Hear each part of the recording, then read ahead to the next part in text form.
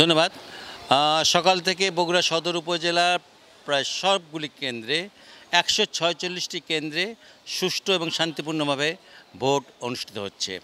এই উপজেলা নির্বাচনে আমরা যতদূর জেনেছি যে এখানে ৪,৩৪,০০০-এর মতন টোটাল ভোটার ভোট দিচ্ছেন।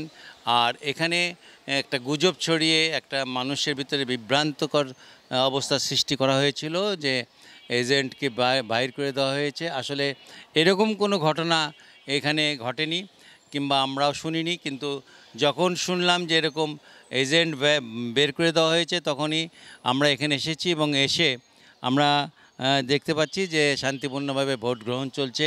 এখানে দাঁড়িয়ে আছেন প্রিজাইডিং অফিসার, দাঁড়িয়ে আছেন সুমন কুমার দাস। আমি তার সাথে একটু কথা বলবো, উনি আমাদেরকে একটু জানাবেন যে আসলে এরকম কোনো ঘটনা এখানে ঘটেছে কিনা আর ভোট শান্তিপূর্ণ হচ্ছে কিনা। জি ধন্যবাদ।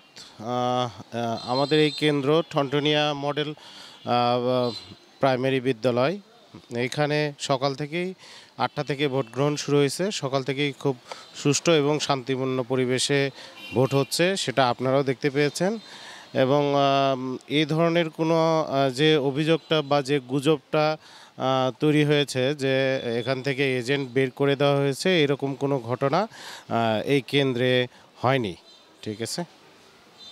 আপনারা শুনলেন যে আসলে প্রিজাইডিং অফিসার উনি কিন্তু বললেন যে এরকম কোনো ঘটনা ঘটেনি, কিন্তু আমরা দেখতে পাচ্ছি যে যেহেতু এখন এখানে বলা চলে যে বগুড়া সদর উপজেলায় দ্বিমুখী নির্বাচন হচ্ছে, দ্বিমুখী প্রতিদ্বন্দ্বিতা হচ্ছে, সেই কারণে এক প্রার্থী আরেক প্রার্থীকে দোষারোপ করার চেষ্টা করছেন।